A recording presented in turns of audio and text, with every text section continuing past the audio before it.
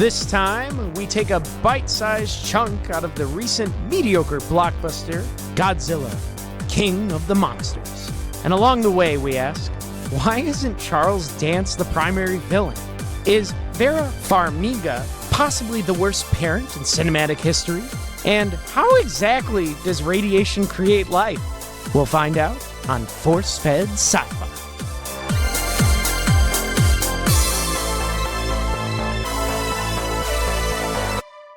Hello, gang. Welcome back to this nice little bite-sized chunk that we have for you guys today. It's kind of like a little special thing that me and Chris wanted to do because, you know, Godzilla is such like a big fan universe out there, especially in like Asian culture, right? Yeah. Well, why don't you tell the people who you are? Who is this lovely voice that has christened our earwaves? Oh, man. My name is the Inglorious Bastard, Sean Michael Culp. Along the way with me on this journey is the infamous... the stomping around Chris Rupp. That is awesome. Stomping around. We are excited to bring you this bite-sized edition of our take on Godzilla, King of the Monsters. Mm-hmm. I'm super stoked. We were talking about, like, I think you saw this film, right? I saw this a couple of weeks ago. It took me a while to get around to it, but I'm a fan of the Godzilla series. Okay. Not as a whole. I don't have time to watch all 35 of those movies. But yeah, from like the 40s with the dude in the suit. Yeah, but I did enjoy the 2014's entry, and I enjoyed Kong Skull Island. Okay. And this was just right in my wheelhouse. Same. I really enjoyed the 2014 one, as well as Kong with Samuel L. Jackson. Have you ever seen the 1998 with Matthew Broderick? Yeah, a lot of people did. Oh, I was 7 when that came out. Same. It was pretty terrible. I do not recommend that film. That's kind of like the non-canon version of the universe. Yeah, that's the redheaded stepchild of the Godzilla movies. For real. But let's dive into this. Let's give a quick plot synopsis of King of the Monsters. Now, bear in mind, this movie has been out for about a month, so I do feel obligated to provide a spoiler alert for those of you who have not seen it yet. This may not be the best episode for you to start with, so please pause. Go see the movie or enjoy one of our other episodes for your listening pleasure. Yeah. But here's a quick breakdown of Godzilla, King of the Monsters. So this takes place about 5 years after the events of the previous film, in which here, Monarch, the organization that's responsible for tracking and studying the gigantic creatures known as Titans, is now under international pressure to begin hunting them and destroying them. And that is until a rogue scientist has discovered a way to begin calling all of these Titans. It is now on a quest to eliminate humanity, bring balance to the world, and give total dominion back to the Titans and Godzilla.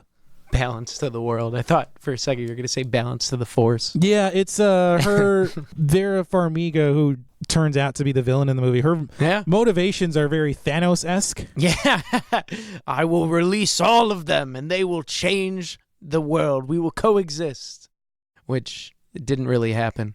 So speaking of cast and crew, let's dive into that a little bit real quick here. So the film was directed by Michael Dougherty, who prior to directing this mediocre pile of what we got, he wrote X-Men 2. Yeah. Oh, snap. Yeah, and also wrote Superman Returns. Oh, well, yeah, but it's Superman. It was a much hyped movie that didn't live up to expectations. No, it did not. Directed the holiday horror film Krampus from a couple of years ago. Also wrote the film with Zach Shields, who I couldn't find. Zach Shields? Yeah, he didn't have an epic name. He didn't have a link. Yeah. So he's a non-linker screenwriter. On the Wikipedia? Yeah. Yeah. Well, and the film's also starring Kyle Chandler. Yes. Vera Farmiga, who we have mentioned previously. We've got the great Ken Watanabe. Yes, right? The legendary, I think we could call him. Yeah, he Ken is Watanabe. the man. He is. Also starring Millie Bobby Brown from Stranger Things fame. Yeah, which I guess. I love that show. Full disclosure. Stranger Things. That is one of my top shows. I'm glad she could. Billy Bobby Brown could break out of that. Millie Bobby Brown. Billy Bobby Brown. So I was like, what? I feel like that's a female. She's got 3 first names. The frick, man. Also starring Sally Hawkins, returning from the previous film. Charles Dance from Game of Thrones fame. Excuse me. O'Shea Jackson Jr. Oh, yeah? From Straight Outta Compton and son of Ice Cube. Okay. He was like the military sergeant guy. David Strathairn returns, reprising his role from the first film, and Zhang Zi, a new comer into the series. Yeah. The Monarch specialist. So with the exception of Sally Hawkins, Watanabe, and Strathairn, there are no other cast members who returned from the previous film. They did not. They just like cut them all out, man. Yeah, I did find that surprising because it seemed like every effort was made to distance this movie from the previous film. Oh, it felt like a completely different direction because the first one was more like it was almost like a drama with like the soldier trying to get back to his family, and like it was like about him, and Godzilla was just part of the environment, kind of like almost like Jaws in a sense. But this film like was more so about the monsters than anything. It was like it almost felt the humans were shoehorned into the film. Well, I think a lot of that depends on the director of the film, and really Legendary Pictures' only mandate for King of the Monsters was the script had to include Monarch, Rodan, Mothra, and Ghidorah. That was their only mandate for providing a blueprint for the movie. What a film, man. Like, what cojones on those people to just be like, this is all we want.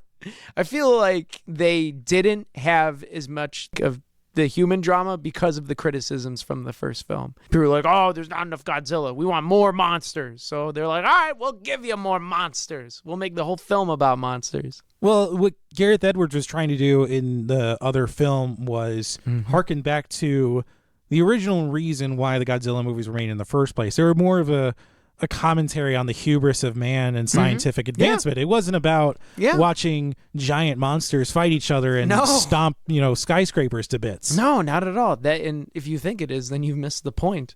It was like the whole series came from the bombing of like Nagasaki over there. They like made up this character. So it was never about Godzilla, but more so the aftermath and how we dealt with him. Well, because we have such a departure from the first film, we get all of these red shirts. Yes, like endless deaths. For me, Sally Hawkins' character, she was red-shirted instantly when she was bitten by Ghidorah and was eaten. That was insane. I was not expecting that at all. No, I don't think anyone was, but they really just wanted to erase anyone. It was like from Last Jedi where they just bomb the Leia's spaceship and just everyone gets sucked out. It's like, all right, bye, Admiral Akbar. See ya. Just get rid of every remnants of what was. Well, how about the other red shirt, the scientist at the very beginning of the movie? Yeah, he just gets blown away after like having that nice little fun dialogue with the daughter and Vera, and then all of a sudden, boop, goodbye. He gets a freaking bullet to the head. Who was played by another Stranger Things connection here, Mr. Clark, the lovable yet goofy science teacher from the first season of Stranger Things. Stranger Things. I've kind of watched Stranger Things, not too much of it. I just couldn't really get into it. I don't know why. Mouth breather. I can't. I just can't get into it. Uh-huh. I'm sorry. It's like Game of Thrones, man. It's too much time has passed. Well, this isn't me riding Sean for a half hour about his choice of Netflix streamings. But getting back to the movie here, Mothra was also part of the marketing for this movie big time. I remember that picture. It turns out in the beginning of the movie, she's like a larva. And then you get to see the evolution. Yeah, but then I guess it's a she, actually. She comes back at the climax of the movie to assist Godzilla, and she dies too. She just dies. Why bother having her be a prominent role in the marketing if all you're going to do is kill her? I know. To save Godzilla? We just got that from Ken Watanabe 20 minutes ago in the movie. I know. Like he set off this giant nuclear bomb to save Godzilla. And then he's the king of the monsters, and then Mothra's the queen of the monsters. But I guess now there's no queen. There's only room for one, apparently. Or who's the new queen? There isn't one, I guess. Yeah, I guess the queen is dead. That kind of stinks. But she, her death saved Godzilla. Long may she reign. That's right. Maybe they'll bring her back some silly way. Well, I think they will. She was the CGI for her was great. Yeah, I liked her. She was at the beginning, and then they waited until the end to bring her back because I was kind of wondering where. Yeah, when Vera Farmiga like steps in with the Orca machine, and it's like I can control her. Oh man! And then just her daughter just bypasses security and runs in, just jacks that dude's security badge. Yeah, it's like, man. Let's talk about Vera Farmiga as the villain in this movie. She is. She's the quote villain of the movie. She's the scientist that builds the Monarch device that can speak to all the Titans, quote control them. But then she gets kidnapped, which doesn't end up being a kidnap. She joins this eco-terrorist group led by Charles Dance. Yes. And then she ends up just like losing control and releasing all the Titans. Okay, really? Charles Dance should have been the villain in this movie. He had some of the best dialogue, the best, clearest motivations. I mean, he was great. Yeah, Vera Farmiga's character, Emma, she has probably some of the worst motivations I've ever seen in a villain, full stop. Yeah, she doesn't. What she says and does just doesn't make sense, and then she just bails on her entire concept of what she's doing because her daughter escapes. Yeah, and goes to Fenway Park, and she's like, "Oh, JK, we're going after my daughter." It's like, what? And she wants to destroy the world because her son was killed in the previous film. It's like, what? And she brings up all these examples from the previous film of the cities that were destroyed, and the radiation from the Titans brought like all this life back. I don't think this film has an understanding of how radiation actually works. It does not, because Godzilla omits radiation, and everyone that should be around him should be dead. Or at least like suffering the aftermath. Like everyone in San Francisco should be having everyone in problems. This movie forgot what happened after Chernobyl. Exactly. No one knew. It is ironic though that Chernobyl is still going, or didn't it just finish or something? No, the half-life of that reactor is something like 20,000 years, and they just finished putting a cover over the reactor. The reactor was still like open until I think 2 years ago. Wow. Mm-hmm. And there's all that. And the Russian aftermath. government still won't admit how many people died during all of that. Yeah, hey man, they just need to use it on the plants because it promotes life. Yeah, it's like you don't have an understanding of how radiation actually works because people die horribly from that. Absolutely. That was one of my problems with the writing of the film. What Charles Dance's character should have done was he should have shot Vera Farmiga's character, taken the Orca, and taken her daughter as a hostage. At the beginning part, when they're like at the bridge, and then Vera Farmiga like pushes the button, he should have shot Vera. Yeah. Or like any time afterwards, when like she was talking, and he's like, "I'm sorry, did a child just tell you what to do?" And there's nobody in the world who can deliver lines like that than Charles Dance. Oh, he was great. What did she promise you? A utopia? I was like, man, this guy is crushing it, dude. If you want Charles Dance in another great movie where he plays like a similar, like take no crap from anybody character, watch him in The Imitation Game. The Imitation Game. Where he plays this colonel who's directing Alan Turing's group to break the Enigma machine, and Turing is developing this machine that will break the Enigma, and he wants a bunch of money for it. And he asks him to explain why he needs it, and he says, "Oh, it's all very technical. You wouldn't understand." And Charles Dance just looks at him and goes, "I suggest you make the effort to try." That's awesome. That man, he's got it. Whatever he has, he uses it well. Well, I think a lot of this movie suffers from over-characterization. Yes. And a lot of that is on the filmmaker. That is on Michael Dougherty. It is, because they just pack so much. Like Vera Farmiga's ex-husband, was like an alcoholic after the son died. He went away, study animals. She couldn't deal with the fact of his death, so she starts working on the Monarch. The kid doesn't know how to deal with the parents. Like all the bureaucratic and political crap that was wedged into it. It was just, there's so much like throwaway lines and exposition that we just didn't need all of that. Like what we're seeing, that scientist chick that studied the Monarch. The character played by Zhang Zi. Yeah. Apparently she's a legacy member of Monarch. Yeah. Like her mother was in it, so was her sister. And we didn't need that. No. She had already established her prowess and her intelligence, listing off the mythology of these Titans. Yeah. I thought that she just had a PhD in Titan theology. And then she just starts talking about a legacy member. I'm like, what? I don't care. I don't know. No. No, we don't need that to establish that she is a good character and that she has earned her place, on this bridge. It's true. We also have that stupid wisecracking scientist. Oh my gosh, that guy from Get Out. He's like the actor that played the dad in Get Out. And just every time his jokes were just so stupid. They're coming up on Godzilla. Wow, Godzilla is so juiced. I'm like, why are you saying this? Please stop. Oh, we need to stop because I want to have children someday because the radiation levels are so high. It's like, dude, we get it, man. Who wrote this? Who wrote this freaking script? Yeah, you're like if Chandler Bing became a scientist. Exactly. It was just like every time he opened his mouth, I'm like, stop. Stop, Get Out. Get away from me. Well, this is also a good point to mention our lens flares of the movies. And you mentioned one that was related to the Titans themselves. Mm-hmm. So what did I say? The lens flare. Oh, my lens flare was the tropes of the humans always getting saved by the Titans. It was just endless. The three-headed dragon was released, and then they put the humans in 3 different times in this film and basically backed them into a corner. It's like, oh my gosh, we're under peril, we might die. And then Godzilla would always come and save the day. Yeah, I think we've referred to that as pulling a Lucas. Yes. Where you've written yourself so deep in a hole that you just now write it off as like a Deus Ex Machina moment, like Jedi powers, or Godzilla shows up to save the day. Endless Deus Ex Machinas in this film. The girl knowing how to apparently operate the switchboard on Fenway Park, like all that stuff. Emma knowing how to drive a military vehicle, the civilians knowing how to operate a military equipment. It was just like, what? No, you don't need this. For me, the lens flare of the movie was probably the orchestral score. Yeah, because I mentioned that in the text when we were talking, how it just was so off-putting. Yeah, it felt like it didn't fit with the tone of the movie. It was almost too bombastic compared to the first movie. Well, yeah, you'd have these big dramatic moments that would build up tension, and then it would just be destroyed by like this score.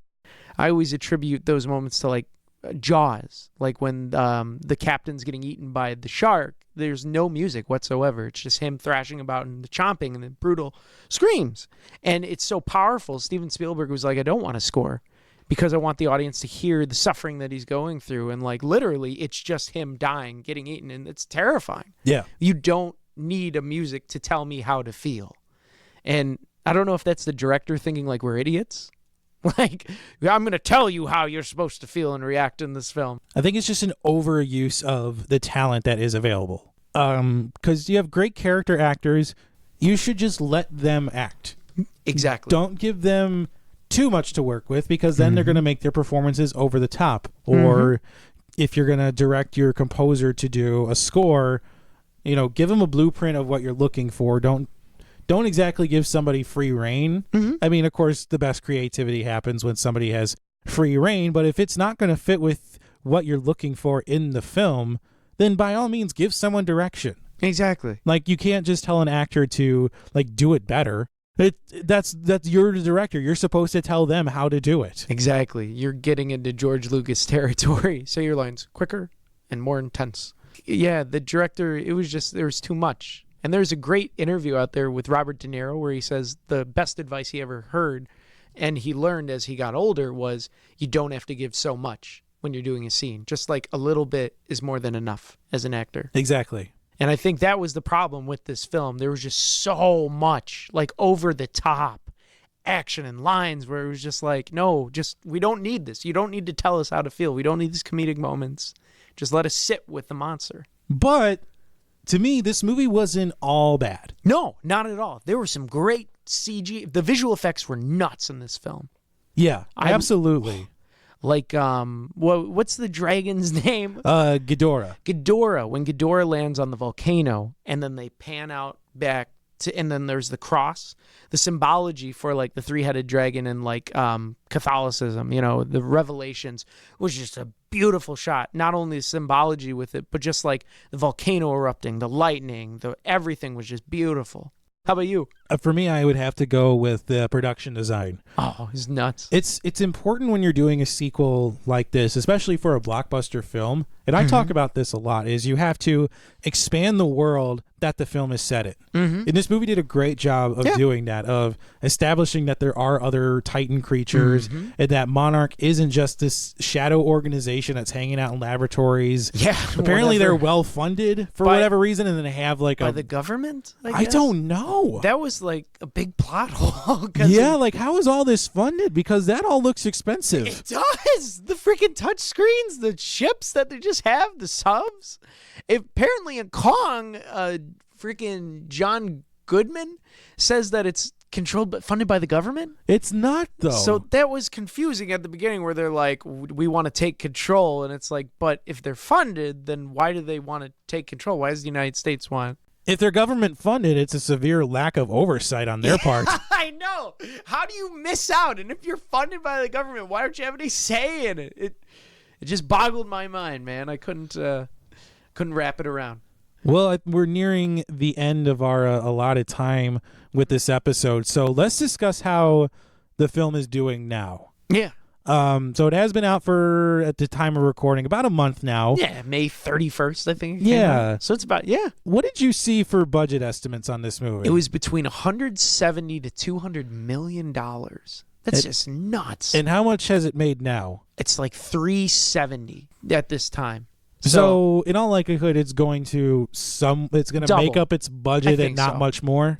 I think so. I think they thought it was going to do better, like be one of those giant blockbusters. But the problem is people domestically just don't like Godzilla for some reason in the United States. I don't know why, but we just don't care for it. And I don't know if they can. That's probably why they had so many like Asian characters in the film, because they're like, well, if we can't reach the U.S., we'll at least reach the Japanese. Well, this is another entry in Legendary Pictures' Monsterverse. Yes. And by all means, this is not going to delay the release next year of Godzilla versus Kong. No, they already have posters and everything. So that is going... Well, because I think we like Kong in America for some reason, but we don't like Godzilla. I don't know why. Kong is very American in that. I mean, people love the fact that every Kong story ends in New York City, climbing the Empire State Building and him getting shot off it. Every King Kong movie ends that way. It does, except for Kong Skull Island. Yeah, because that's an origin story, quote unquote. Yeah. But there have been 3 or 4 King Kong movies that end that way, and it's an essential part of the story where it ends in America. Yeah. This one, oh my gosh. How crazy would that be if Kong fights Godzilla on the Empire State Building? Oh my God. Or Godzilla picks up Kong and just impales him on the Empire State Building. That would just be brilliant. That would be brutal. Like, Godzilla's going for the hard R there. Right? Oh, that would just be perfect. The irony. I would laugh, and I would love it. We'll see. We'll see. It comes out next year, I think, 2020. So with all that in mind, Sean, what rating do you give Godzilla King of the Monsters? Oh, Granted, we don't, for releases like this that are currently in theaters, we kind of forego the would host a viewing party rating. We just call it, would you see it again? Would you see it again in theaters? What do you give King of the Monsters? I would not personally see it again in theaters, but I think if you're into Godzilla and it's like kind of your thing and you like the universe that they're building, I would say go see it if that's something that you really enjoy. Personally, I was like, a little disappointed, but I really enjoyed Kong, Skull Island, and Godzilla. So, you can always win, but I'm probably going to see Godzilla versus Kong, even though this movie kind of makes me a little apprehensive. But I'd say go see it if you want some dumb action monsters fighting. And popcorn. How about you? To me, I would have to call this a straight would not watch. Yeah. But I do put a caveat on that. I would watch this if I was doing a marathon of Godzilla movies. Yeah. Okay. You wanted to keep it in the franchise and do the whole thing. While the visual effects are spectacular, I think this film does suffer from actually having too many Titan fights. Yes. There's like 4 or 5. Yeah. It's just you get fatigued by it. I got bored. There were times I felt like I was falling asleep watching this movie. I fell asleep the first time viewing it. That's why I had to watch it again. Oh, my girlfriend was like, we left, and she's like, so is this like a Pokemon movie? Because we saw Detective Pikachu. I don't know if she's serious or not, but she's like, so is this, why didn't they catch any of them? I'm like, oh my God, babe. Because, honey, that's spelled Godzilla. Oh, man. But I mean, there's so many characters that I can't stand in this movie. Yeah. And it seems like the filmmakers were doing their best to distance themselves from the previous film, which does the other Godzilla movie a disservice, in my opinion. Because it's by far the superior out of the three so far. Yeah, I probably would never watch this film again. I'm good with Godzilla. Yeah, I think I am too for a little while, at least until when Godzilla versus Kong comes out. Yep, then we'll talk about that one. Yeah. So I think that does it for this bite-sized edition of the Force-Fed Sci-Fi podcast. If you enjoyed the show, please go to iTunes and leave us a 5-star review. It helps drive us up the charts as well as help people like you find the show. We're across the spectrum of social media with Facebook, Twitter, and Instagram, all at ForceFed Sci-Fi. You can check out and download episodes at Apple Podcasts, Spotify, the iHeartRadio app, Stitcher, or wherever you find podcasts, and please subscribe so you never miss an episode. And finally, you can check out our website, forcefedsci-fi.com, for show notes and links to all of our social media. So for all of us here at the ForceFed Sci-Fi team, we will see you next time.